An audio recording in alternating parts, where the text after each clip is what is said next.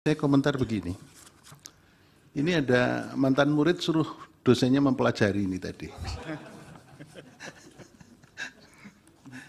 Ya, salah satu murid di Undip, yang kemudian juga Pak Hasim itu asisten saya. Jadi ini kok saya suruh mempelajari.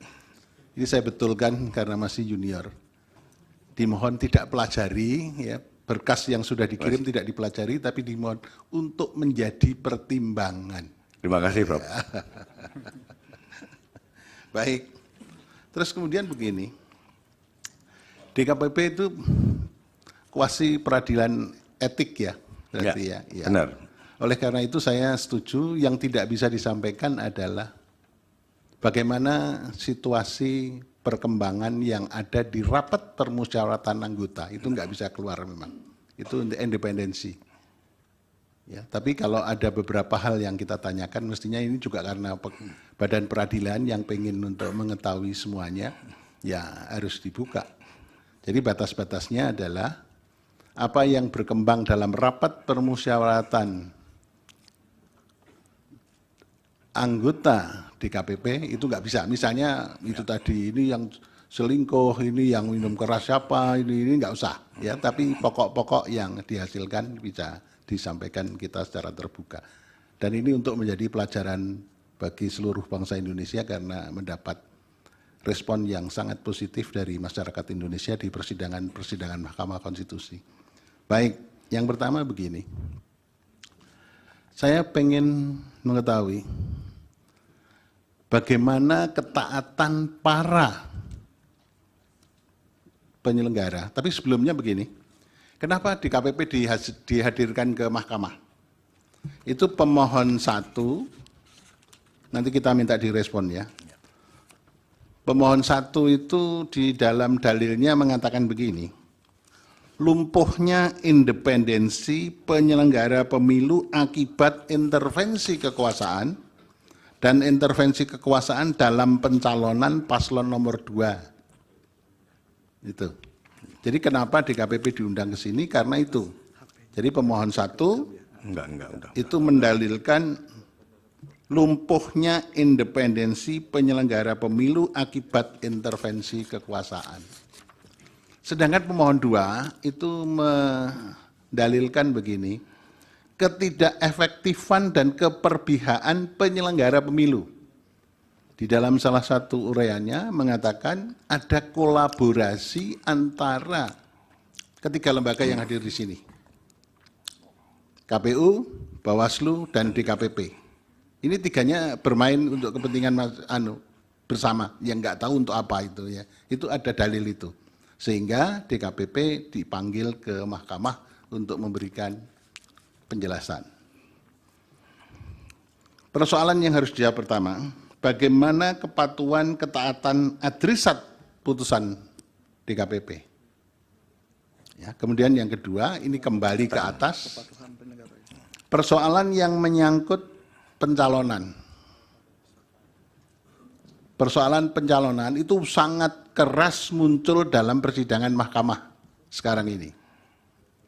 Ya, jadi berkenaan dengan KPU langsung melaksanakan putusan Mahkamah nomor 90 tanpa merubah PKPU, langsung diduga ada macam-macam hal yang terjadi pada waktu proses pencalonan sampai penetapan pencalonan. Itu mohon bisa disampaikan uraiannya di persidangan ini. Ya, kemudian yang berakhir pada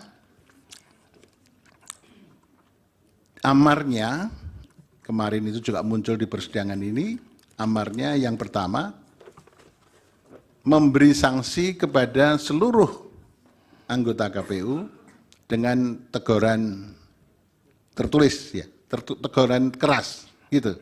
Teguran keras, peringatan keras terakhir gitu ya. Nah ini terakhir, ya besok kalau ada pelanggaran lagi ya harus dibuang. Ya, jangan terus kerasnya keras terus, terakhir terus sampai enggak selesai itu ya kan itu. Nah itu ya. Jadi ada itu. Ini supaya bisa dijelaskan kepada kita. Kemudian pertanyaan berikutnya, apakah ada persoalan-persoalan yang serius pada waktu pelaksanaan atau pencoblosan yang dilaporkan kepada DKPP? Dan kalau ada, putusannya bagaimana? Dan menyangkut berapa orang, kemudian bagaimana ketaatan dan bagaimana perbaikan-perbaikan dalam rangka itu.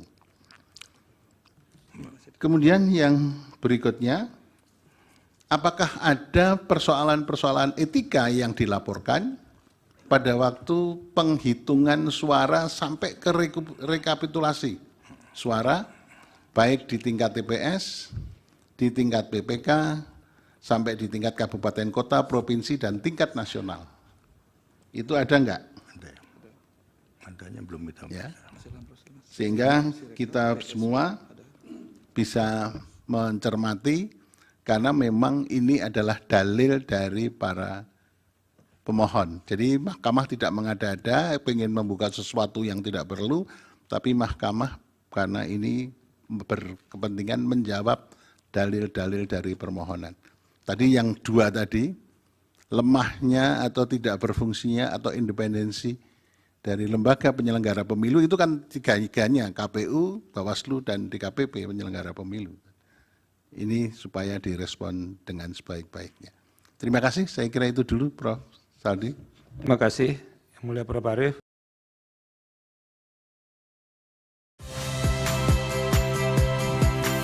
Saya Ihsan Sitorus. Saksikan program-program Kompas TV melalui siaran digital, pay TV, dan media streaming lainnya. Kompas TV, independen, terpercaya.